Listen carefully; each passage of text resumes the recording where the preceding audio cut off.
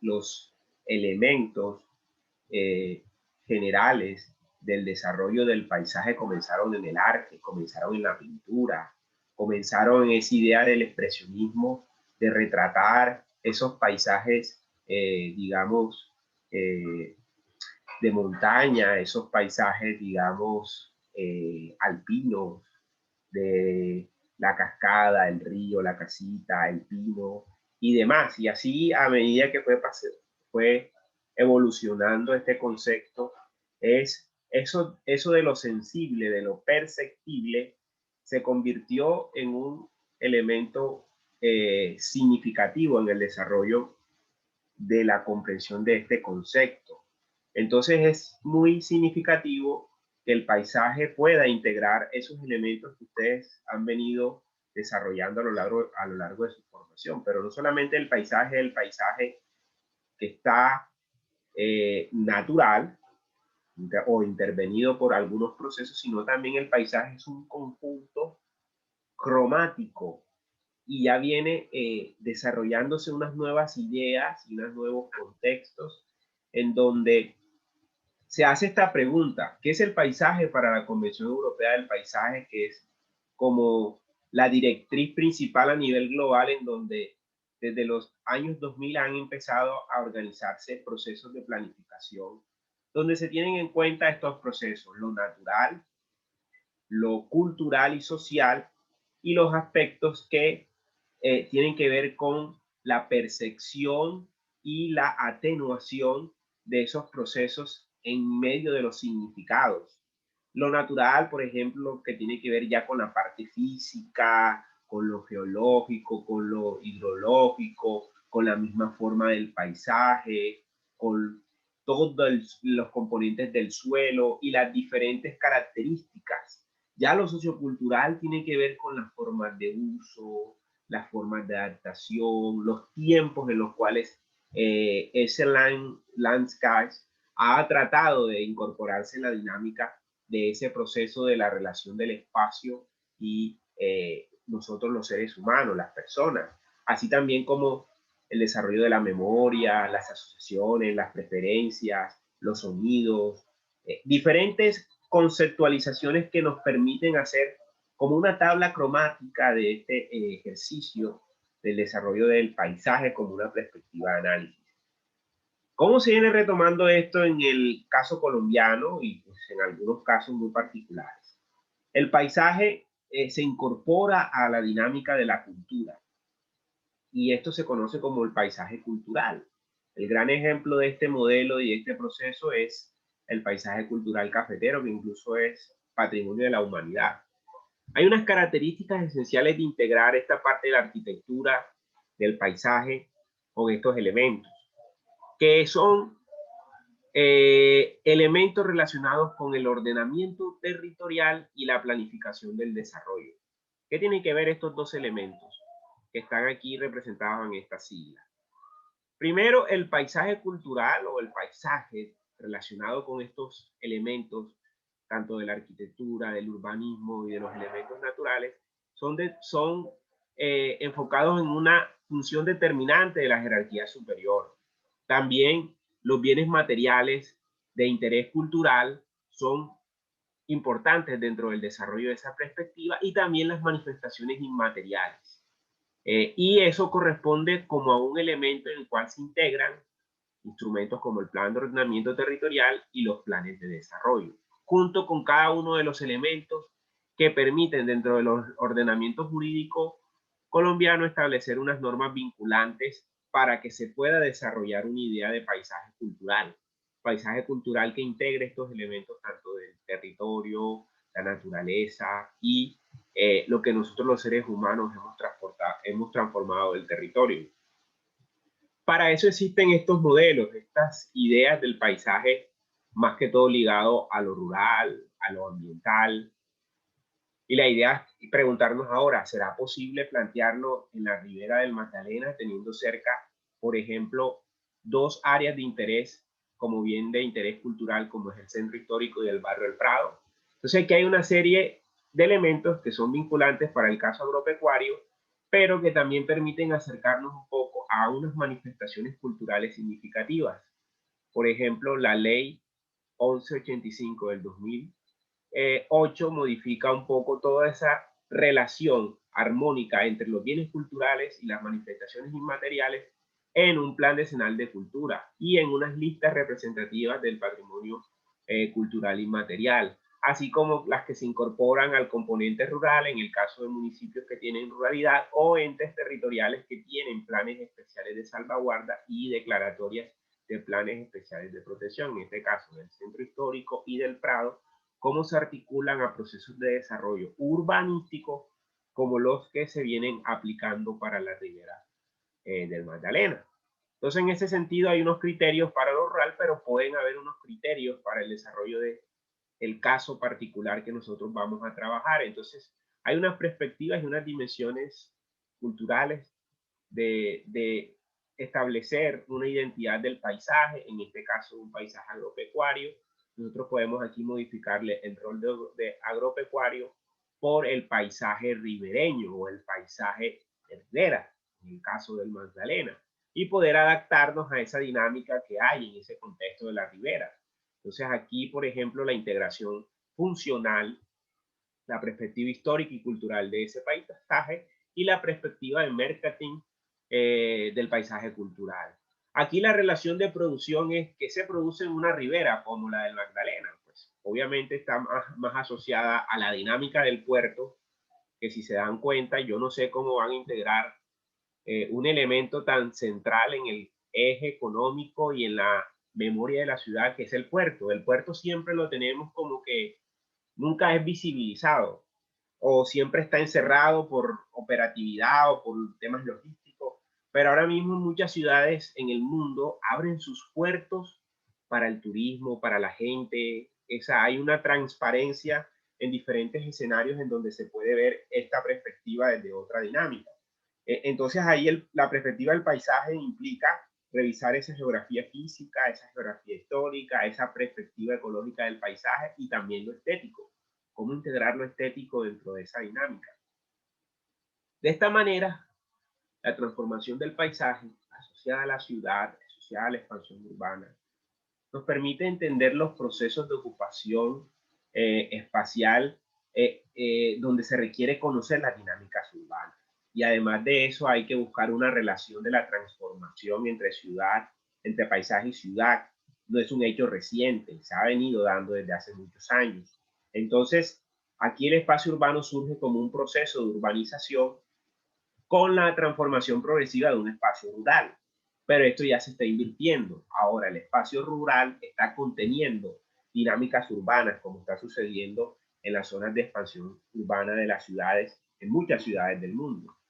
Aquí entonces aparece la figura de ese proceso de transformación que implica una relación de la urbanización del campo o de lo ambiental o de lo natural, en nuestro caso la urbanización o los procesos urbanos en una ribera de un río. Esa dicotomía urbano-rural-ambiental, ¿cómo la podemos desarrollar en una propuesta como la que ustedes vienen interviniendo? ¿Cuál es la relación que tiende a difuminarse en este caso debido a la movilidad de población o movilidad de procesos urbanos, que eso era una zona industrial y ya deja de ser industrial para convertirse en una zona donde hay procesos de modernización, por ejemplo, agricultura, producción alimentaria, transporte, distribución, industria, etcétera? O bajo esta pregunta, ¿qué pasa con el continuum rural, urbano o ambiental de límites imprecisos? O sea, ¿dónde queda el límite ambiental en un proceso de transformación como el que estamos viendo? Y es donde hay la expansión urbana, que es la gran diferenciación interna entre lo urbano y lo rural o ambiental en sí mismo, en donde el componente ambiental, social y territorial son las claves para entender ese proceso de transformación y saber qué conviene a una ciudad, qué nos conviene como profesionales en este campo y dónde nos podemos nosotros desenvolver. Aquí aparecen más imágenes de este tipo de paisajes ribereños y aquí es donde hay unos elementos estructurales de ese paisaje ribereño, que son una ribera, un proceso de conurbación y el desarrollo de una metrópolis como Barranquilla. Barranquilla. En algunos casos o en algunos procesos urbanos se vienen desarrollando, como lo vimos en una diapositiva en las primeras clases, de manera muy diversa, de manera compleja.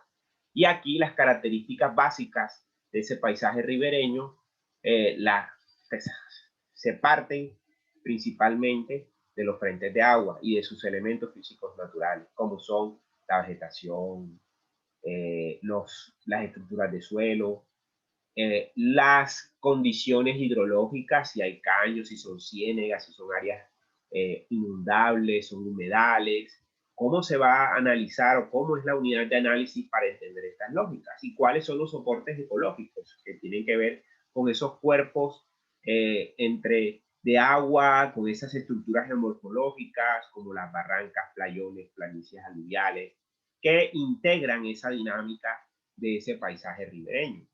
En ese sentido, la planificación aplicada al territorio implica estas variables.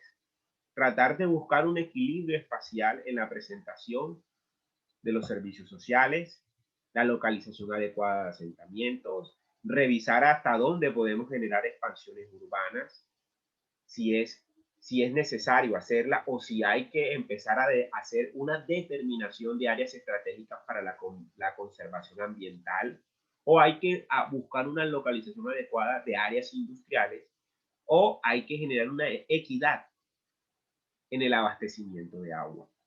¿Qué busca en este sentido la planificación aplicada hacia el territorio? Buscar regular y orientar el uso del territorio y de los usos de los recursos naturales renovables a fin de garantizar una adecuada explotación y un desarrollo sostenible.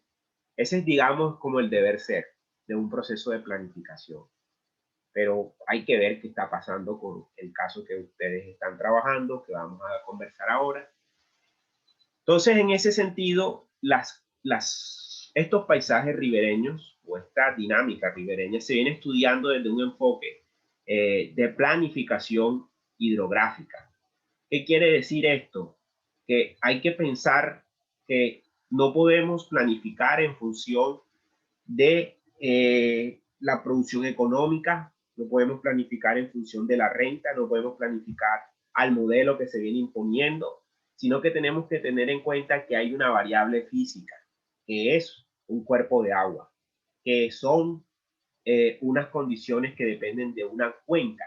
¿Y qué es una cuenca? La cuenca es un área donde se limita y donde hay una influencia directa de la relación del agua con la tierra. Y esa relación es intrínseca, esa relación tiene que ver con el acceso, adaptación y mitigación. Y a la vez también con la pertinencia histórica y geográfica. La razón de ser de una ciudad como Barranquilla ha sido su relación con el río y con el mar. Principalmente con el río y sus brazos o caños que la han comunicado históricamente con su centro, digamos, comercial o su dinámica comercial centrífuga en la zona céntrica, en la zona, digamos, que conocemos como Los Caños, en la calle 30 y demás. Y pensar el agua como un bien común. Eso, digamos, nosotros parece que fuéramos esquivos a ese proceso hasta el momento en que se ha venido desarrollando esta propuesta de mirar al río. Pero aquí es donde vuelvo y les llevo como un mensaje subliminal. Todavía sigue siendo un bien común ese proceso de transformación. Entonces aquí donde el ordenamiento territorial como instrumento de gestión ambiental empieza a jugar un papel importante para empezar a hacer lecturas con el fin de generar procesos de mitigación. Porque las transformaciones que se vienen dando en estos contextos son muy complejas y hay que empezar a revisar con lupa, con detalles, qué estamos haciendo bien, qué estamos haciendo mal, para no cometer los errores que se han cometido en otros lugares y no, digamos, llover sobre mojado, como se dice popularmente. Entonces, hay que entender que si estamos trabajando sobre una cercanía a un cuerpo de agua, hay que entender el ciclo del agua. Y eso es tan básico como respirar y como entender. Y esto no es solamente desde el punto de vista biológico, sino tenemos que saber qué elementos lo conforman. ¿Qué procesos ocurren en un ciclo del agua? ¿Cuál es la relación de la sociedad con este proceso? ¿Por qué es necesario intervenir teniendo en cuenta este proceso? Ustedes como arquitectos que saben de trabajar en el agua, por ejemplo, o cerca del agua. Y eso es clave porque estamos en una zona donde hay una determinante ambiental y esa determinante es una fuente hídrica. Hombre, ya transformada, totalmente, digamos, lesionada por por muchos años de usos inadecuados, pues un uso industrial ha sido todo el tiempo. Imagínense, en ese lote que están trabajando y quedaba Eterní de Colombia, ya se pueden imaginar la cantidad de asbesto que debe haber al momento de hacer remoción de masa, generar y todo lo que debe haber en los cuerpos de agua debajo, y contaminación debe ser totalmente enorme. Entonces, entender qué pasa, qué elementos conforman ese ciclo del agua, tanto químicos, físicos, pero qué ocurre.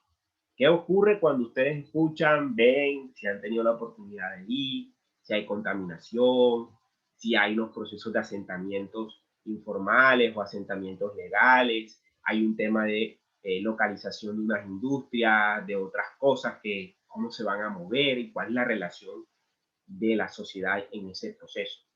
Entonces es clave entender esa dinámica porque el ciclo del agua, ¿para qué sirve?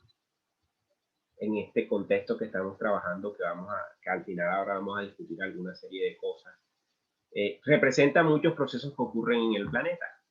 Está sometido a un problema ambiental global.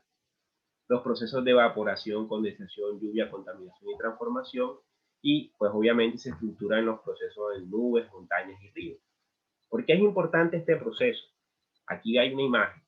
Esto no viene, digamos, de la noche a la mañana. Esto es gran parte, en resumen, del ciclo del agua, de la lluvia, de lo que es la litosfera, de lo que pasa en los procesos de transformación. Entonces nosotros no podemos desligarnos porque esto es toda una interacción de los procesos físicos que afectan también los procesos sociales y los procesos de producción que se dan en cada uno de esos territorios. En el caso de ustedes, de crear o desarrollar urbanismo o desarrollar una ciudad. ¿Cómo se piensa estos procesos a nivel, digamos, globales que nos afectan? Teniendo en cuenta las diferentes expresiones que en los últimos, digamos, casi en los últimos 200 años hemos aumentado por efecto de diferentes prácticas desarrolladas por nosotros los seres humanos. Aquí no voy a entrar en detalle porque es un proceso ya mucho más complejo, el ciclo del agua, de qué es la importancia que hay allí y toda la relación que hay entre el océano, la atmósfera, el agua y demás componentes. Pero sí entender esto, las variaciones en el tiempo y en el espacio. ¿Por qué? Muchos de estos elementos se relacionan con el paisaje y la armonía, pero también con los procesos antrópicos y antropogénicos. Y ahí es donde tenemos que entrar a revisar las escalas, por ejemplo, locales, barrio, regionales, un departamento, globales, mundiales. Pero también la degradación de los recursos, la degradación de los problemas ambientales y buscar la solución a través de la sostenibilidad o sustentabilidad sostenible. Son variaciones que hay que empezar a revisar porque lo sostenible tiene que ver con un elemento mucho más de endodesarrollo, perteneciente más al establecimiento, a algo que está ya por sentado, fijo, inalterable, inamovible, pero lo sustentable va en lo supra y superestructural. Requiere que se esté alimentando, proporcionándole a los medios la supervivencia y la persistencia y a fin de que pueda extenderse su acción y no solo su ámbito en el espacio, sino también en el tiempo. Entonces aquí hay unas diferencias claras en cuanto a este manejo del desarrollo, porque a este modelo o a este enfoque que se le puede trabajar mucho desde el urbanismo es el enfoque interdisciplinario, multidisciplinario y transdisciplinario. Es decir, ya hay unas barreras que se rompen de las disciplinas. No solo puede mirarse desde la arquitectura, no solo puede mirarse desde el espacio, la geografía, sociología, filosofía. Hay que portarnos más allá de ese enfoque disciplinario y de esas barreras disciplinares e integrar algunos procesos que se pueden discutir y analizar en este proceso. Y hay que decir que podemos empezar desde las leyes termodinámicas de la física. Aquí no vamos a entrar, pero por lo menos la energía, la entropía y demás leyes son elementos constitutivos de ese marco.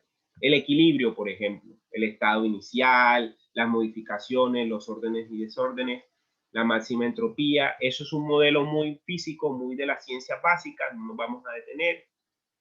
En el agua hay, en estas consideraciones tiene que ver un desorden, pero un orden biológico, un ordenamiento en el tiempo, un ordenamiento en espacio, un elemento funcional, unos procesos metabólicos, pero también una arquitectura.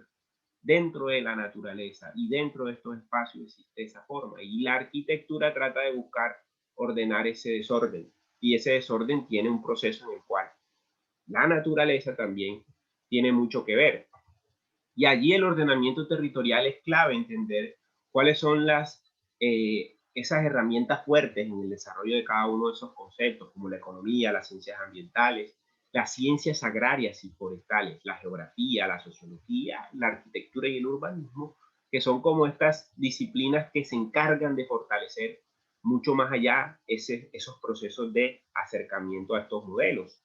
Hay unos sistemas territoriales también que ya hemos ido hablando y que la base fundamental está en entender ese sistema físico o su sistema físico, esa dinámica social, esos procesos socioeconómicos y productivos, la dinámica sociohistórica y cultural, la organización y administración del territorio, el poblamiento y las expansiones físicas de las ciudades y todo el componente que tiene que ver con su sistema urbano regional. En ese sentido, es entender también cómo está el sistema jurídico administrativo en esa zona o en esas áreas a intervenir. ¿Cuáles son las políticas sectoriales? En general, el territorio como portador de diversas opciones de organización. O sea, ¿qué se está planteando allí? Si se está planteando un plan parcial, ¿cómo es la operatividad de ese plan parcial?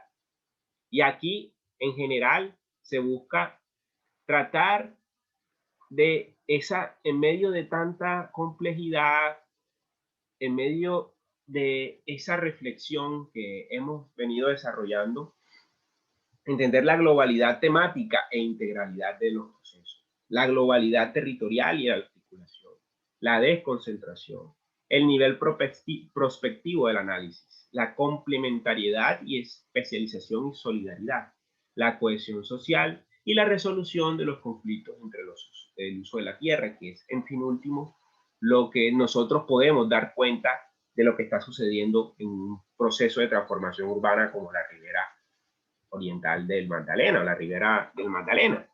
Y aquí el Magdalena del Río, pues es una cosa muy compleja. Nosotros estamos sobre unas condiciones deltaicas, como se ve en esta imagen. Estamos sobre el delta del Magdalena. Hay propuestas, como en este caso el Diamante Caribe, que plantea entre Barranquilla y Cartagena una idea de ciudades y redes de núcleos rurales en este Diamante Caribe y plantean el delta magdalenense, esta unidad territorial muy significativa y muy interesante que es un punto de partida. Pero lo importante es la visión urbano-regional del territorio. Y eso es lo que más creo que ustedes le han apostado al análisis que vienen haciendo con los profesores de diseño. No sé qué tan avanzado estén, pero entender esa visión urbano-regional implica entender sostenibilidad ambiental. Esto, digamos, lo que acabamos de ver, o sea, en qué estamos, en qué territorio estamos, cuáles las funciones urbanos-regionales, las formas de movilidad de la población, o sea, la gente va a tratar de llegar a estos lugares y lo vamos a transformar. Y ahí es donde la imagen objetivo hace traducir un territorio posible. ¿Cuál es la imagen objetivo? Pues, hombre, están vendiendo una idea de ciudad sobre el río. Ahora, pues, yo creo que Fabricio les tuvo que haber compartido una nota del fin de semana del Heraldo, si no ahora la compartimos, yo creo que sí, sobre el Arena Río, que ya está, digamos, como más que todo como una empresa de desarrollo urbanístico que un verdadero proceso de integración de la ciudad. Hay que mirar en esa imagen que tenemos objetivo, dimensiones y atributos. ¿Cuáles son las dimensiones? Pues las dimensiones políticas, económicas, sociales, culturales y ambientales de esa relación que vamos a empezar a transformar. A la vez que hay unos atributos que nos ayudan a que esas dimensiones hagan caminar esa imagen objetivo. Y son el espacio público, el transporte, el equipamiento, la vivienda, la infraestructura y el suelo que podamos hacer. Y allí tenemos dos visiones. Un territorio deseado y un territorio actual. Entonces, aquí es donde entra el papel de la relación entre el paisaje y territorio, en donde se definen unidades de paisaje en ese ejercicio. Y esto, digamos, está amparado en la ley 388 del 97 y se justifica en escenarios de ordenamiento de un territorio posible para generar un propósito de desarrollo general. Y así es donde se viene articulando esa visión urbano-regional en los diferentes instrumentos de planeación. Y hay que ver si esto, por ejemplo, en el contenido del plan parcial, en el decreto de plan parcial, se encuentra esta visión y cuál es la que se puede, digamos, plantear en un territorio, en un espacio tan complejo como ese. Pero también hay un proyecto político, y aquí es donde quiero hacer como un poco de hincapié, porque en ese proyecto político la base central está en los mecanismos de participación ciudadana. ¿Qué tanto nosotros los ciudadanos podemos incidir en un modelo de desarrollo de ciudad o en un modelo de desarrollo efectivo? Aquí es donde los instrumentos son claves. ¿Qué sabemos de un plan de ordenamiento territorial? ¿Cuál es el componente general, el componente rural, el componente urbano? Las dimensiones del desarrollo y esos atributos. Porque también eso va articulado a un programa de gobierno, a una identificación de problemas y estrategias políticas, e inclusive pensar en candidatos, en una figura que nos permite también entender incluso lo que se conoce en ciencias políticas como voto programático. Y eso nos lleva a generar una gobernabilidad o a un equipo de gobierno, si estamos de acuerdo o no estamos de acuerdo, o entender un sistema de planificación y gestión territorial que le dé legitimidad o le revoque el mandato a quienes estén haciendo un proyecto que no tenga que ver nada con la realidad del territorio actual, el territorio posible y el territorio deseado. Y eso es lo que se debe traducir en el plan de desarrollo municipal, en el caso de Barranquilla, en el plan de desarrollo distrital. Hay que ver si lo que está planteado allí es posible. Y si no es posible, hay que empezar a encadenar todo este proceso para que los mecanismos de participación ciudadana tengan efectividad. Ahí se están escuchando revocatorias de mandato de algunos algunos alcaldes en ciudades, pero no tienen este componente, tienen otros componentes que van más con temas jurídicos, pero este es el centro de un programa de gobierno, de un programa y una visión de ciudad. Si están metidos en este cuento, pues obviamente no va a haber ninguna problemática y la gente va a estar en los mecanismos de participación actuando a manera de vendía, haciendo control político y demás. Pero ya ustedes pueden hacer conclusiones en lo que está sucediendo en la ciudad de Barranquilla. Y al final, pues podemos abrir como una especie de debate. Entonces, aquí, por ejemplo, las agencias, digamos, de medio ambiente europeas plantean algunas metodologías de análisis muy parecidas a los que se vienen implementando, y este es el modelo aplicado de la OCDE para el análisis de estos componentes. Por ejemplo, sectores, consumo, uso del territorio de dispersión de emisiones, reciclado, entender la lógica del medio ambiente en la esfera natural, en la esfera socioeconómica, la dinámica de la economía en ese proceso, digamos, de transformación, pero también entender las prioridades y los objetivos en cada modelo que tiene que ver con las políticas de sectores especializadas, con las macropolíticas y con las políticas vectoriales especialmente que tienen que ver con calidad del agua, calidad del aire, gestión de residuos y contaminación industrial y otros componentes que son específicos en cada una de las áreas. Esto se conoce como el modelo, digamos, de aplicación del DPSI, de presión, no logro ver por la barra de presión, estado, impactos y respuestas a ese modelo que se va a aplicar o que se viene aplicando, por ejemplo, en Colombia ya hace parte de la OECD y pues debiera estar empezando a pensar estos modelos. Pero son modelos que van más allá de esas reglas globales y entender el sistema de la ciudad, entender los modelos de gestión y entender también el entorno de los sistemas de soporte ecológico para cada una de las ciudades. Y aquí está el famoso modelo de la ciudad verde, del entorno verde, digamos, que es cómo el sistema urbano se puede diferenciar entre una ciudad difusa y una ciudad compacta. Aquí está la ciudad difusa y aquí está la ciudad compacta. Cómo los modelos de urbanismo empiezan a regular ese tipo de modelos, ese entorno de soporte que implica la tierra, que tiene que ver con energía y residuos, energía del agua y residuos, y empiezan a ir soportando las dinámicas del desarrollo de una ciudad. En este caso, una ciudad difusa que tiene una relación muy cercana con sus autopistas, con redes, con urbanización y renta, en el caso, por ejemplo, del monofuncionalismo, segregación social, y descansa sobre un urbanismo de redes en donde el consumo del suelo y la pérdida de suelo fértil, la impermeabilización y canalización de cuerpos de agua, eso es, digamos, una de las condiciones en las cuales los entornos sostenibles tienen que revisarse, la insularización y pérdida de la biodiversidad y la conservación de sistemas agrícolas naturales. Entonces, esto se desplaza en el caso de una ciudad difusa. En el caso de una ciudad compacta, como pueden ver, se basa principalmente en una movilidad bastante costosa, está todo, digamos, en un centro y en una complejidad diversa, y aquí, digamos, los nodos de urbanización son mucho más complejos y generan una serie de tráficos y consumos excesivamente complejos en cuanto a la dinámica. Entonces, los dos modelos proponen unas ideas de ciudad que están siendo replanteadas. ¿Qué está pasando?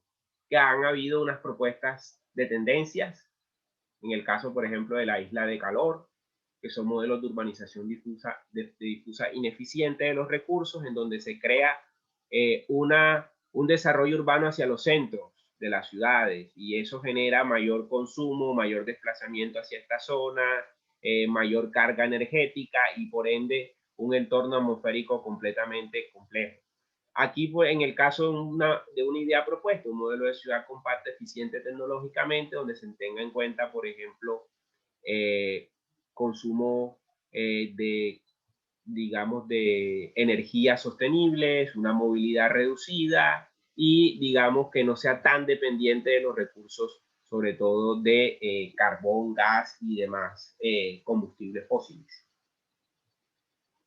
El otro sistema o el otro modelo de gestión urbana es el del agua. O sea, a medida que la ciudad tenga un modelo, digamos, organizado del agua, que es, digamos, este es un modelo actual en donde la eficiencia, el alcantarillado, la red de agua potable, cómo también se entiende el proceso de relación con la producción de agua a través de la evotransportación, que son el agua que se produce de las nubes y que se genera por la lluvia. Entonces, todos estos procesos tienen que también ser leídos, no son solamente el agua que sacamos del río, que sacamos de las cuencas hidrográficas, sino también entender las cuencas hidrográficas dentro de un modelo o un futuro posible en donde se pueda tener una sostenibilidad, se pueda fortalecer, por ejemplo, los procesos de reciclaje, de tener en cuenta las aguas subterráneas, el alcantarillado y la depuración de esas aguas servidas nuevamente a la red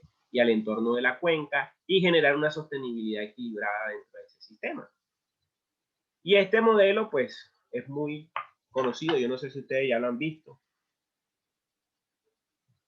Si conocen esta idea y este modelo de ciudad sostenible o de proyecto urbano de ciudad verde. Si han conocido este proyecto, este proceso o este modelo.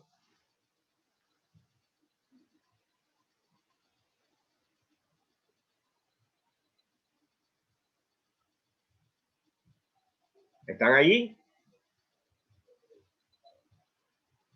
Hola. Sí, profesor, ya, porque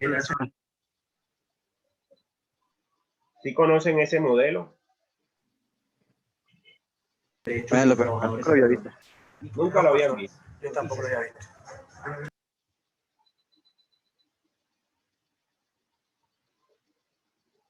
Detallen muy bien el modelo y les comento detalles de lo que es. Revísenlo bien.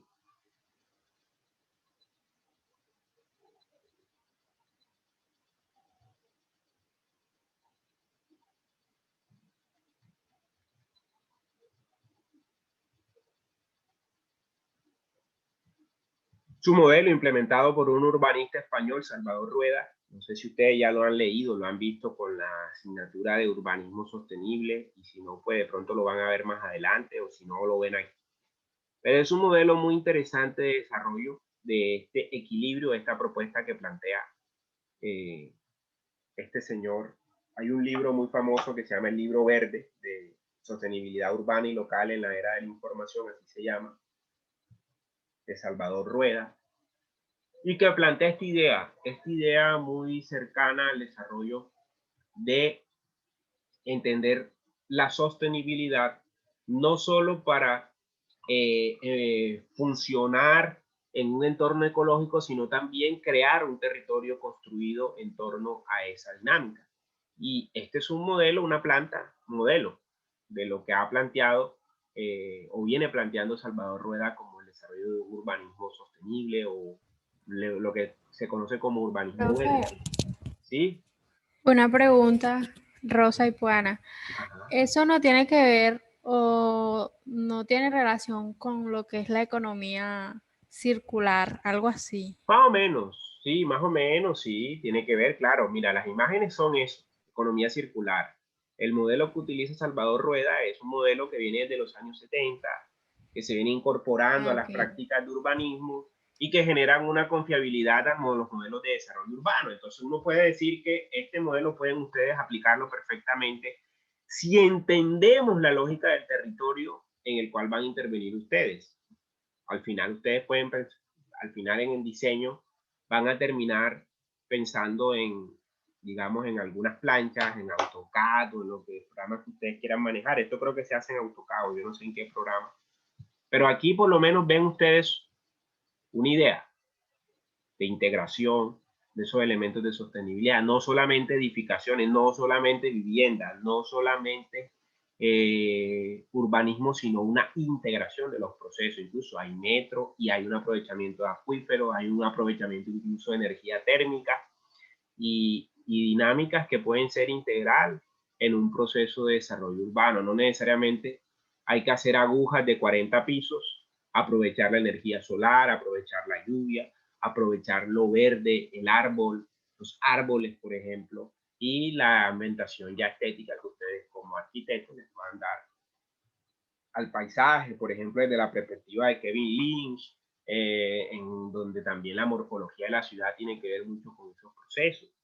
Entonces, ahí hay varios elementos interesantes a revisar en un contexto como el área. Y aquí, por ejemplo, hay una serie de metodologías que plantea Salvador Rueda. Si eso no lo han dado en desarrollo sostenible, yo les puedo pasar el libro. Me escriben y les paso el libro, que es el, digamos, que está más condensada la información. Aquí yo les voy a traer como un resumen general de las propuestas que se plantean bajo esta metodología, donde los peatones y la bicicleta son el centro del proceso de transformación de las ciudades.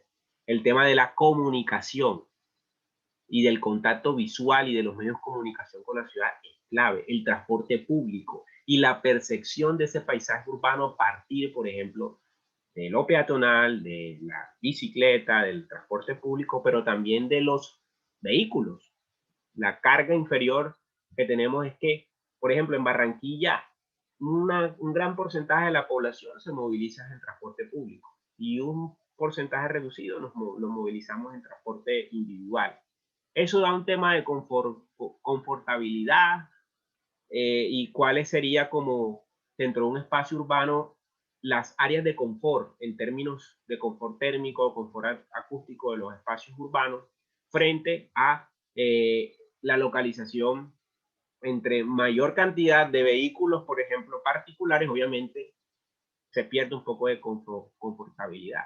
Pero si el transporte público es organizado y cumple a cabalidad los procesos, digamos, de adaptación a ese paisaje urbano, pues vamos a tener un equilibrio. Pero mientras el transporte público esté desorganizado como está actualmente, no va a haber mucha percepción de ese mejoramiento del paisaje urbano, al igual que si no hay zonas peatonales para caminar y si no hay espacio para bicicletas, pues obviamente no va a haber una forma de entender ese nuevo proceso de desarrollo. Entonces, el modelo de ciudad sostenible está basado principalmente en estos pilares, que se llama la compacidad y la funcionalidad. ¿Qué tiene que ver esos conceptos? Que tratar de ser lo más cercano a la realidad que hay en un proceso de desarrollo urbano integral. Y la funcionalidad es que, la verdad, que sea funcional, en donde se apliquen unos principios como la cohesión social, la eficiencia y la complejidad. ¿Y cuál es la base del modelo? Entender un consumo eficiente del suelo, es decir, para qué sirve ese suelo y cómo lo podemos utilizar. Si ese suelo es para agricultura, sembremos. Si ese suelo es para que podamos construir, porque se puede construir, construyamos. Si ese suelo no se puede construir, pues hagamos un bosque, hagamos un parque, hagamos algo que permita ser un suelo de protección, un espacio público de calidad, teniendo en cuenta el contexto en que nos encontramos, y crear modelos de movilidad sostenible, que es un concepto que se está usando mucho en los contextos de desarrollo urbano contemporáneo.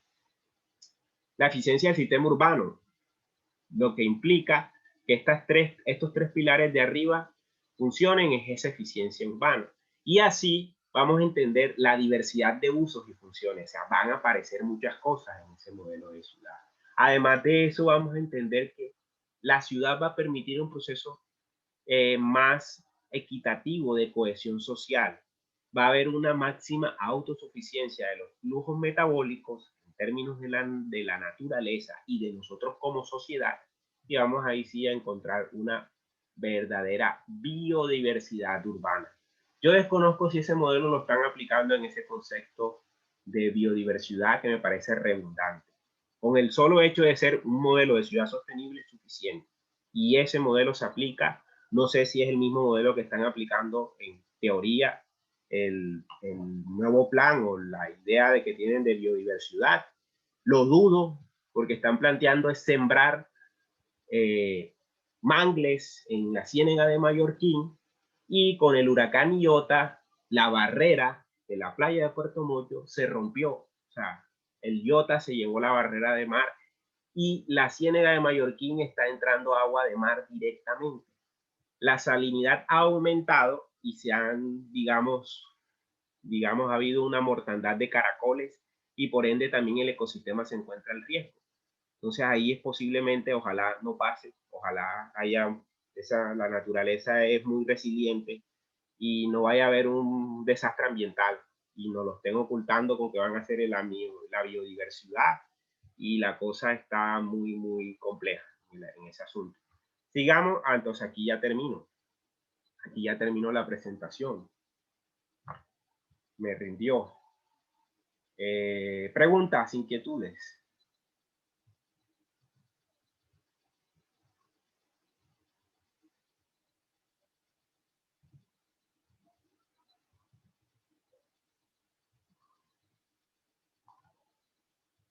A ver,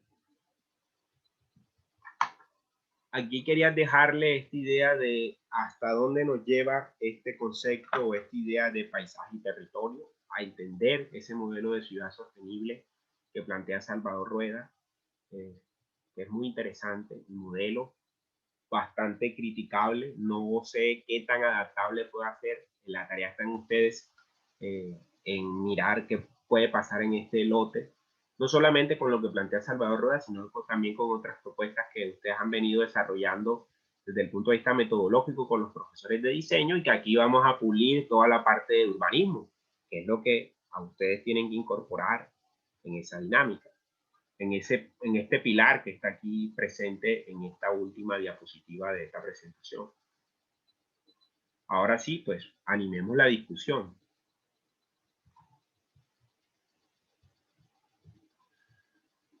¿Qué preguntas, qué inquietudes, qué pueden adicionar a este debate, a esta discusión para entrar en materia de el lote que nos corresponde trabajar?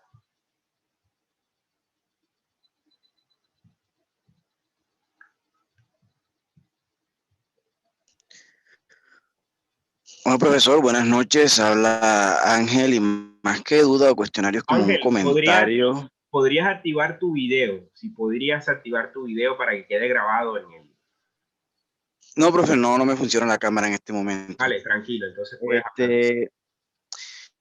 Lo que quería agregar era un comentario respecto a lo que está pasando actualmente con la participación del agua en la bolsa de valores y su incursión en lo que vendría a ser la arquitectura sostenible, porque en un artículo de internet, no recuerdo muy bien la página, voy a ver si lo encuentro, estaban hablando, comentando de cómo la arquitectura sostenible va a ser fundamental para poder de alguna manera valorizar el territorio, valorizar el urbanismo y el trato que éste se le dé al agua, ¿no? A las zonas fluviales y por lo menos el lote que están interviniendo los chicos es rico en cuanto a esa característica, la característica fluvial.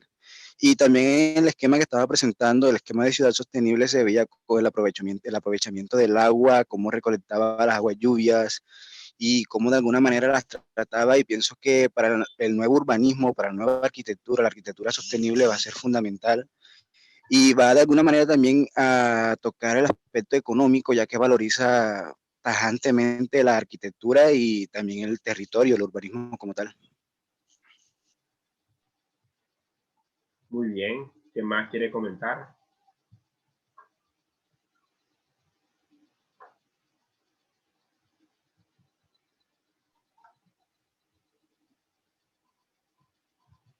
Vamos a hacer como una especie de debate, ¿no? La idea es que ustedes tratemos de ser como lo más relajado, lo más fluido, conversar, hacer más que todo un tipo de conversatorio sobre estos planteamientos que hemos nosotros desarrollado en esta mitad del semestre. Toda vez que ya vamos a entrar en la práctica, ya vamos a entrar como a trabajar un poco más en los detalles y en el ejercicio básico del desarrollo de este curso, que es ese taller integral de diseño.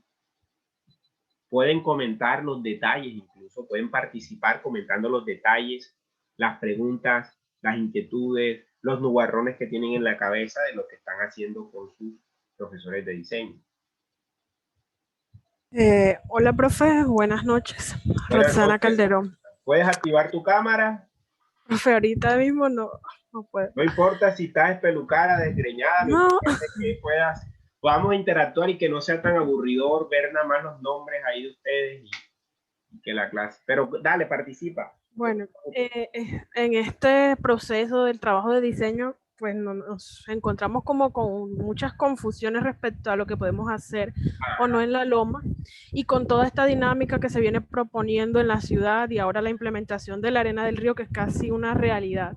Entonces nosotros ya en el caso de mi grupo ya entregamos, digamos, el segundo corte y teníamos una propuesta que casi que abarcaba en la totalidad muchas áreas o espacios verdes pero pretendíamos hacer algo como una propuesta más ecoturística o más paisajismo e integración de la ciudad, porque estamos en un sector donde se encuentra Barlovento y unos barrios que, bueno, ocurren una serie de particularidades ahí y problemas y conflictos sociales. Entonces no sabíamos de repente qué proponer ahí. Cuando le mostramos a la profesora esa primera propuesta, ella prácticamente nos puso como ejemplo de lo que no podía hacer porque no era algo funcional, digamos, económicamente o estratégicamente para la ciudad.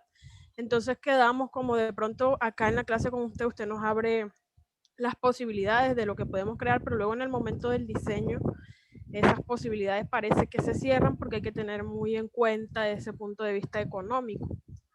Entonces no sé si a alguien más le pasa. Salvador Rueda les puede dar unas luces y otros arquitectos y otros procesos urbanos que se vienen adelantando a nivel de desarrollo sostenible. Lo que pasa es que ustedes están en una facultad de arquitectura, perdónenme que lo diga y aquí está, queda grabado, pero es una realidad que todavía es muy paquidérmica, es una facultad de arquitectura del siglo XX y está muy estática en algunos procesos. Y yo creo que es ya la hora que empecemos a despertar un poco y a ser un poco más móviles y un poco más receptivos a que no solo es la economía, no solo es la producción de la renta, ni el modelo de urbanización. Obviamente que ustedes lo tienen que tener en cuenta porque ustedes son arquitectos, ustedes van a construir, van a diseñar y eso lo tienen que aplicar en este ejercicio. Pero el ejercicio del taller integral es que incorporen diferentes perspectivas. Por ejemplo, mi formación es de sociólogo y tengo, digamos, experiencia en estos procesos urbanos porque también junto con arquitectos y otros profesionales hemos estado trabajando mucho estos temas, escribiendo, produciendo y haciendo este tipo de análisis. Porque no solamente está la realidad no es solamente lo que ya está por sentado y lo que el modelo está desarrollando, porque lo que va a haber trabajo es para arquitectos. Si se desarrolla en Arena del Río y se sigue desarrollando toda la ribera, lo que va a haber es trabajo. Pero ¿cuál es el modelo de ciudad que se quiere? El deber ser. Y ahí es donde entra el tema de la ética, profesional, de la ética también dentro de la ciudad. Es un poco un ejercicio que vamos a hacer más adelante sobre esa ética de la ciudad. Y sobre todo de la ciudad contemporánea y cómo el urbanismo ahí juega un papel esencial en esa ética de la ciudad. Entonces, ¿cómo se pueden salir de la confusión? Ustedes tienen unos elementos que vimos en el desarrollo del seminario, teóricos, conceptuales. Vamos a sacarlo a la luz y ponerlos en práctica. Me imagino que ustedes no solamente están apuntándole al diseño desde el punto de vista clásico, urbanístico, sino también hay que buscar unas propuestas novedosas. Hay que romper el hielo con el modelo tradicional y hay que tratar de también utilizar la creatividad y la innovación. Porque se propone una arena del río, pero eso está en casi todas las ciudades y es un modelo. Es un modelo ya armado y eso ya está casi ya listo y nada más colocarlo ahí. Es como colocar el Movistar Arena que está en Bogotá y colocarlo ahí al lado de la cárcel, al lado de donde está el lote que lo van a colocar. Creo que está ahí en el lote que estamos trabajando. Es el mismo modelo como está funcionando el Puerta de Oro, que es el mismo modelo de Corferias, trasladado de Bogotá y aplicado acá. Y el mismo modelo de desarrollo, de transformación del espacio de la ribera, toda la ribera del Magdalena, pues tiene de todo un poco, tiene de Puerto Madero, tiene de Guayaquil, tiene de Parques del Río Medellín, es decir, o sea, es como una mezcla de todas las cosas y en realidad al final uno termina viendo como un modelo que no sé si se encaja a la realidad propia de lo que se ha desarrollado en materia de urbanismo de lo poco que se ha desarrollado en urbanismo en Barranquilla. Por ejemplo, la idea clara que a principios del siglo XX se dio con el Paseo Bolívar, por ejemplo, cuando en los años 50 se desarrolló el centro cívico, que al final no terminó siendo ni centro cívico ni nada, sino toda una serie de cosas, cada una por su lado. Después lo que fue la Plaza de la Paz, que hasta hace un poco fue que fue integrada y que también es un proceso de revisión y de análisis que hay que revisar en términos de esas renovaciones urbanas. Entonces, cómo va quedando estos procesos de desarrollo urbano y de integración de la ciudad. Y vamos viendo que hay más cosas que se van desarticulando que integrando al modelo de ciudad. Entonces, ahí hay una razón como para pensar en una integración del modelo, una integración de una dinámica más integral. La propuesta que ustedes pueden impulsar desde ustedes como estudiantes puede, digamos, romper el modelo que se viene implementando ahí.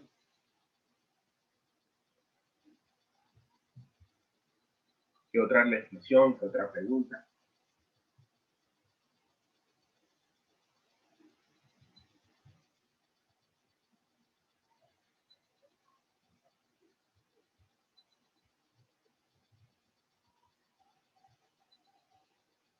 ¿Qué otras dudas?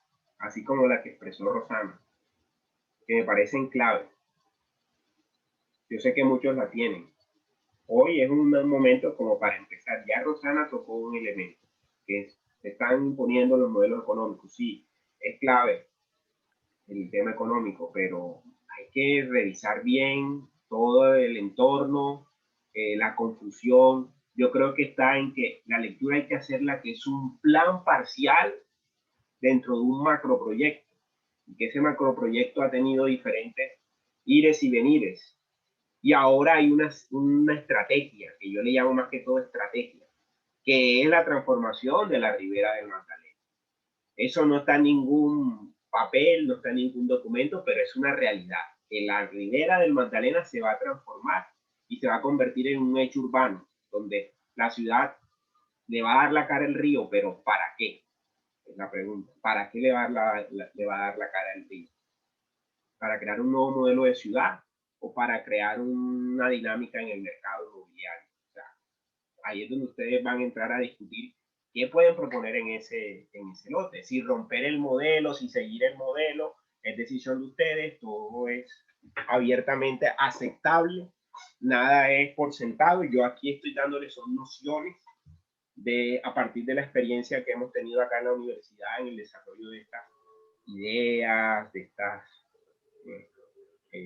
discusiones en torno a el urbanismo y la planificación urbano regional.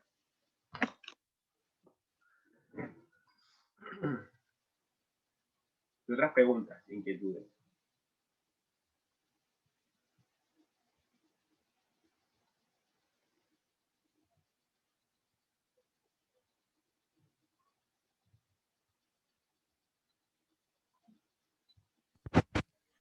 Buenas noches, profesor. Le habla Oh, Nancy. Nancy, sube un poquito el volumen que se te escucha lejos. Buenas noches. Buenas noches.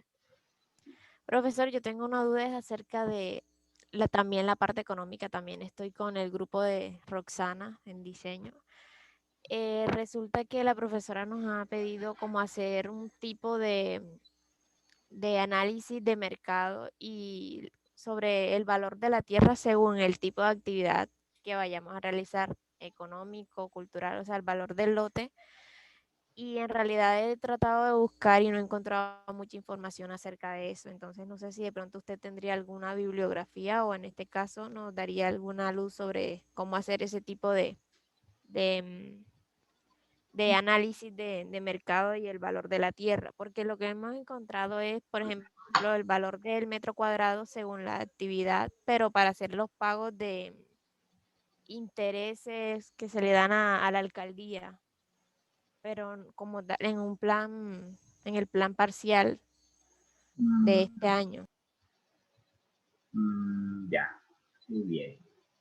Bueno, hay varias figuras que operan, pues ya ustedes tendrían que revisar es un sondeo, pero o sea, es un tema ya más catastral, porque en el catastro de los suelos es que se logra saber cuál es el valor del suelo. Es que es un tema complejo.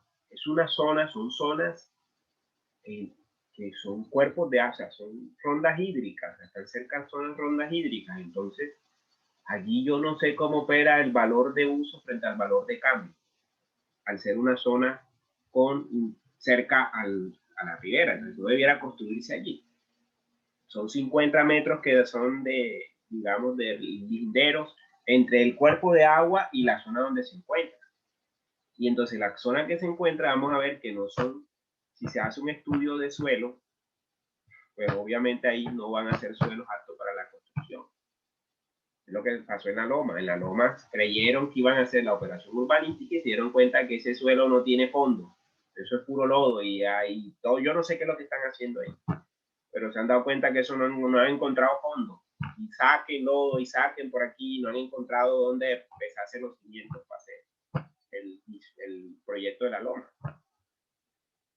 Saque sedimento y no han podido encontrar dónde poder, o sea, ahí no van a encontrar nada por las condiciones geomorfológicas. Entonces es clave que ustedes, además de que hagan una lectura económica, porque ustedes pueden rentabilizar el suelo, no desde una perspectiva del suelo para urbanizar, sino para el suelo para proteger. Entonces, en vez de capturar hectáreas para urbanizar, hectáreas para reforestar. ¿Qué tipo de árboles? Ahí puedes sembrar cualquier tipo de árbol, incluso hasta manglar.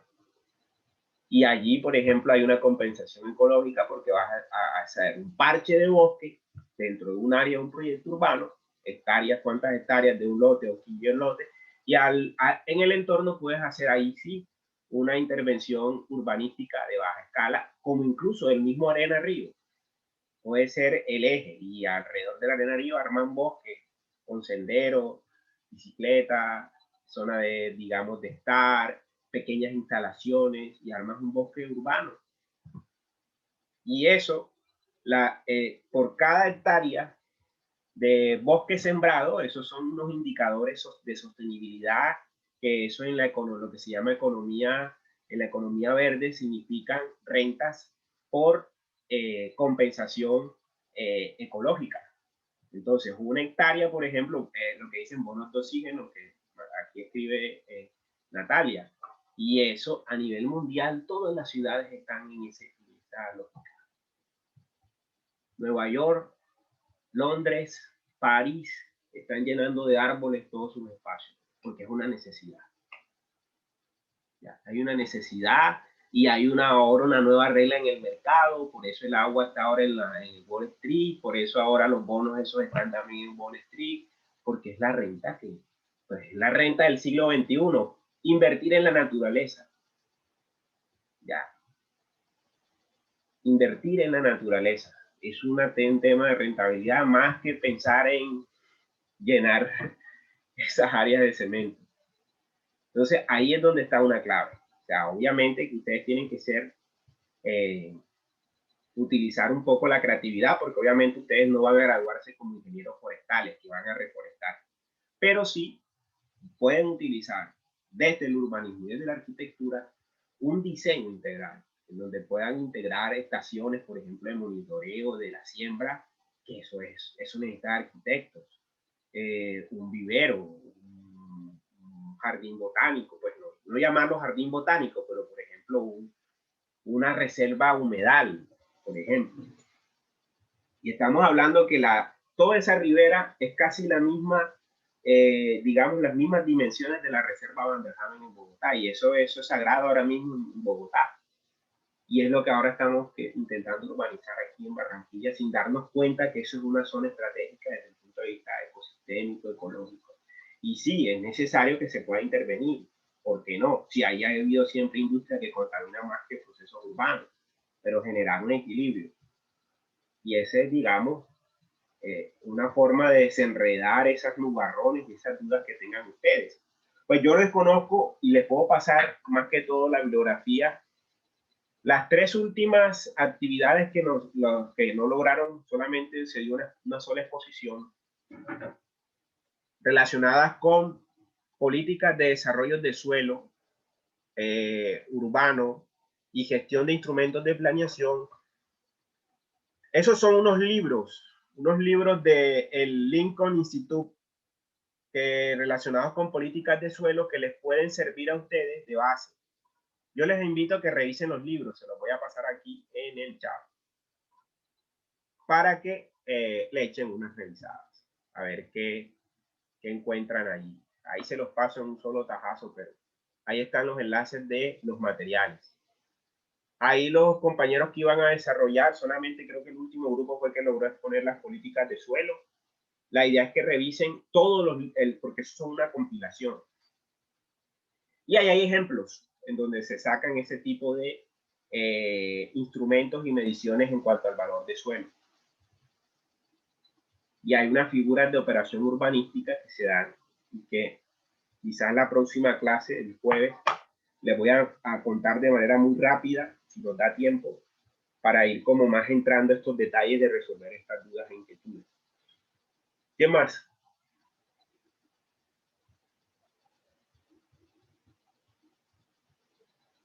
¿Qué otras dudas e inquietudes?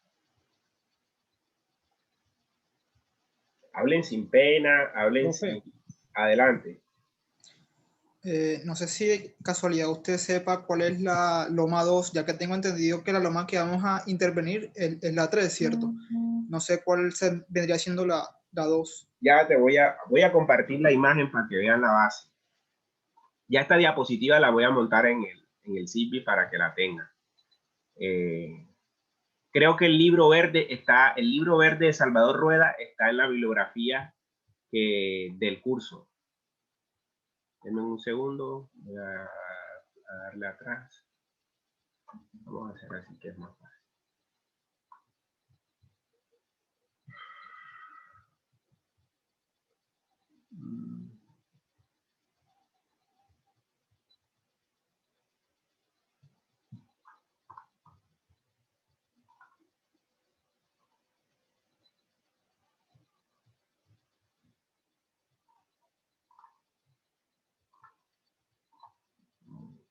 Ya esta se la voy a... Si la logran ver, ¿cierto? Pantalla completa.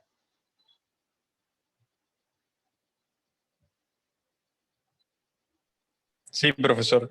Bueno, para que se hagan una idea, miren dónde queda la intendencia fluvial, miren dónde queda la aduana. Y estas son, digamos, la loma como tal, la loma, lo que se conoce la loma era esto. Que, digamos, dentro del plan parcial aparece como loma 2, porque la loma, si ustedes se fijan, el caño del mercado, esta era la entrada tradicional del caño del mercado. Aquí entraba, las embarcaciones pequeñas llegaban al mercado y salían por el caño de los tramposos. Aquí está la intendencia fluvial. Esto se supone es la loma 1, la loma 2 y la loma 3. Se supone que el lote que están trabajando ustedes es este, ¿cierto? Que corresponde a la loma 3. Históricamente sería la loma 3, porque serían 3 islas. Las islas, recuerden que es la isla de la loma.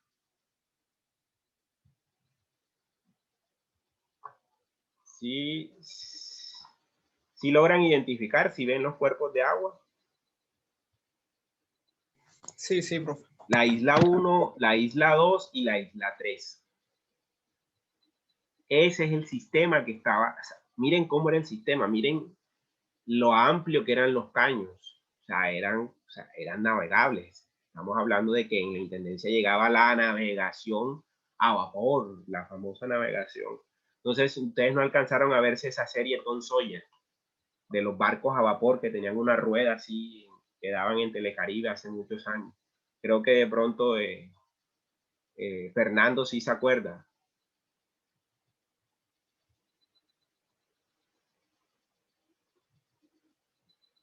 Pero aquí... México superó claro, profesor, yo me acuerdo. Entonces, esa era la navegación a vapor. El hidroaeropuerto donde empezó Escabda, aquí, sobre la base naval. Esto es lo que es actualmente la base naval. Más o menos es... Vamos a ir ahora a... Voy a dejar de compartir. Y vamos a... Ya ustedes en el Google Earth Pro, ustedes pueden ya volar y hacer varias cositas interesantes ahí. Y meterle un poco más como de análisis al asunto. Pero el tema es que concentren una propuesta de base.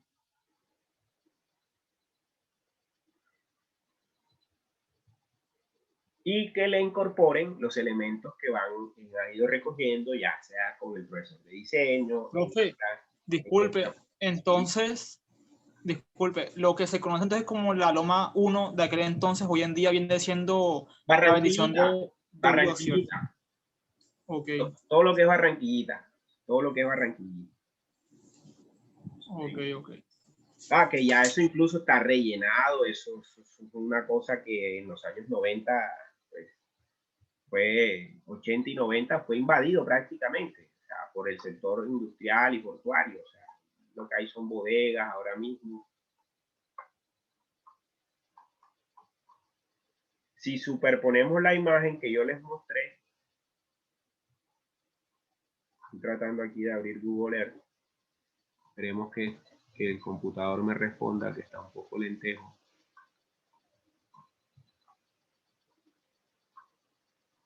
Ya les comparto.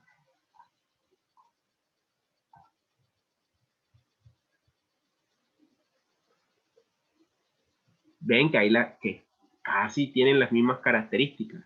¿Sí ven? Aquí está Barranquillita,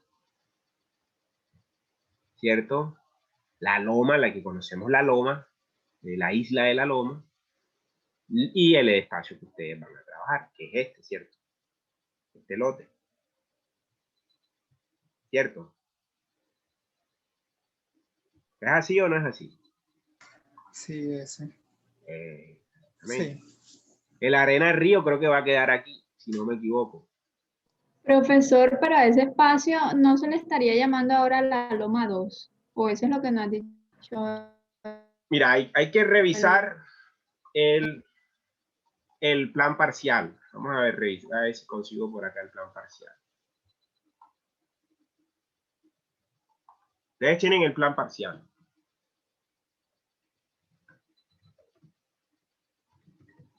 Yo no lo tengo. Tienen que, eso es fácil de conseguirlo. Yo lo tengo por aquí. Déjenme el buscador. Profe, nosotros siempre hemos tenido entendido que esa era la Loma 2. Sí, Eso profesor. nos sorprende un poco. Sí, profesor. Vamos a ver. Yo también, yo estoy con...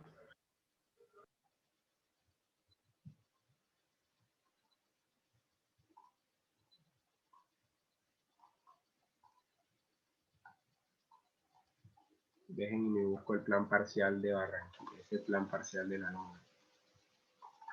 ¿Qué otras preguntas e inquietudes?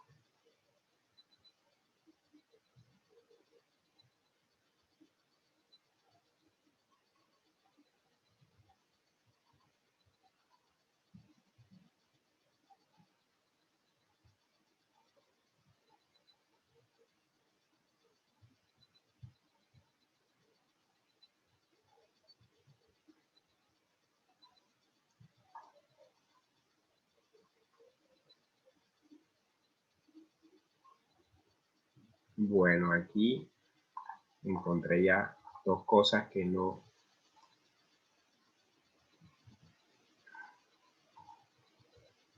Bueno, aquí hay una propuesta viejísima, no sé de dónde, de esta empresa de agosto de 2010, de esta zona pero es el lote que sigue a la Loma, a esta parte de la Loma, que es sobre la 58, la 65, o si es el lote de ustedes. No, ¿verdad? Si logran verlo. Y lo que hemos Ese no es el lote. Ese no es el lote, ¿cierto? Pero aquí está el documento, la descripción.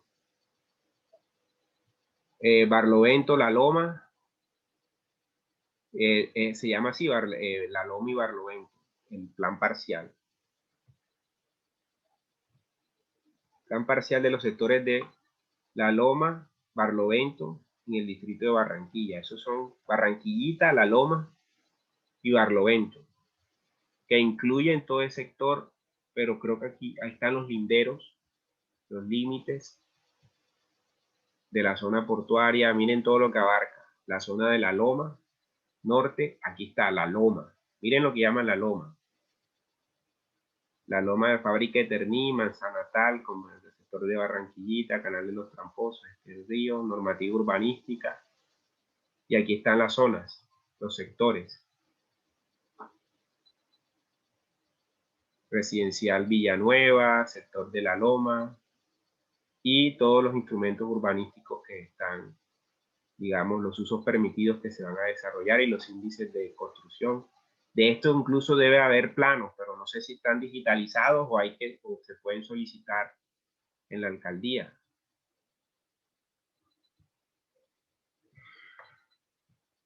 ¿Qué más? Este documento ustedes lo tienen. No, profe, si usted podría ser tan amable de compartirlo con nosotros, sería genial. De una, ya se los comparto.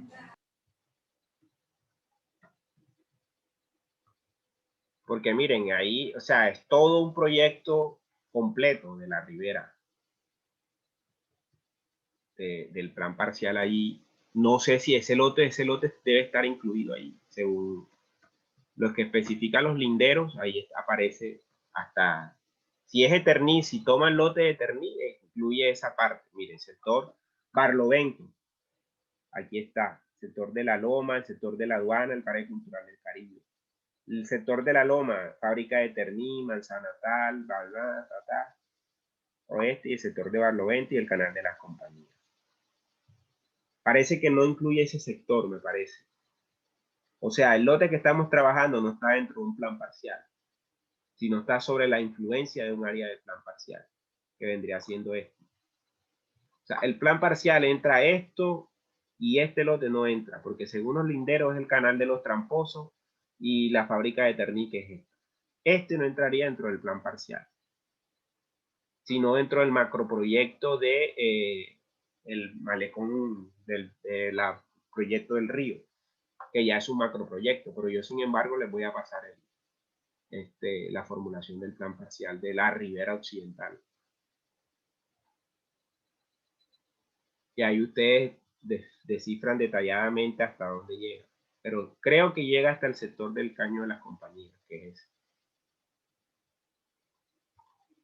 A ver, ¿qué otras inquietudes? Voy a enviarles enseguida para que no se me olvide.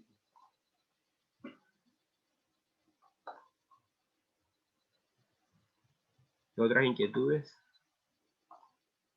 Preguntas. Entonces, hay que precisar si ese es Loma 1 o Loma 2. Perdón, Loma 2 o Loma 3.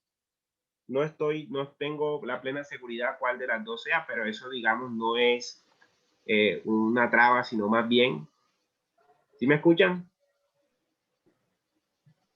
Sí. Porque Sí, profesor, sí. Internet caído. Pero en Internet también se encuentra como la Loma 3, el conjunto de fábricas que hay ahí en ese ¿Cierto? lote. O sea, sí, se da por entendido que... Eso no se mate en la cabeza por eso. O sea, lo importante ahora es que ustedes contengan la documentación necesaria para saber si estas propuestas están formuladas desde, imagínense, desde la alcaldía de Honingberg. Honingberg dejó esto ya armado. O sea, esto es un proyecto que tenía una envergadura de modelo urbanístico en un momento específico para desarrollar.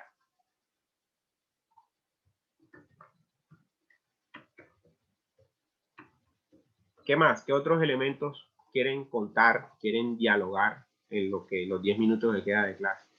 Mientras envío, que yo no sé ni dónde tengo ese. Vamos a ver dónde yo saqué ese.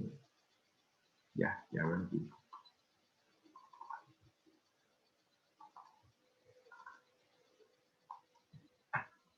Les voy a mandar el plan parcial, los planos y el...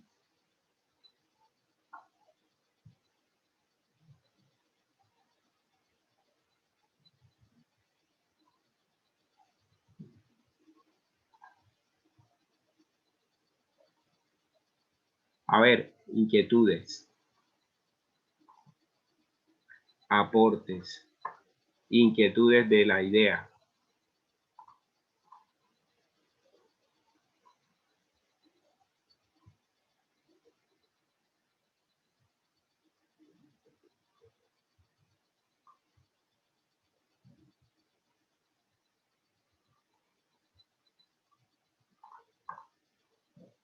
Está escribiendo Hernán, la avenida del río que pasa por el sector puede quitar o desviar.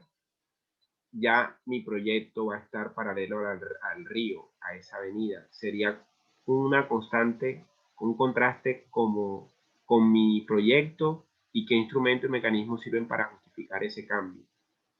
O sea, no te comprendo muy bien, Hernán. Dice, o sea, la avenida del río que pasa por el sector se puede quitar o desviar. Esa pregunta. O sea, en realidad, la propuesta es un eje vial sobre el borde litoral del Magdalena. Es decir, no va a haber desarrollos cerca al río. Si estás pensando en desarrollar una idea de un proyecto más cercano al espejo de agua, la vía va a estar, o sea, por eso está el puente movedizo, está, digamos, todo el eje vial, es como el eje estructurante de la ribera occidental. O sea, eso va a dar continuidad tanto a la avenida del río que se hizo, que ya ahora no existe, como también la que está, digamos, llegando ahí hasta la aleta del Tiburón.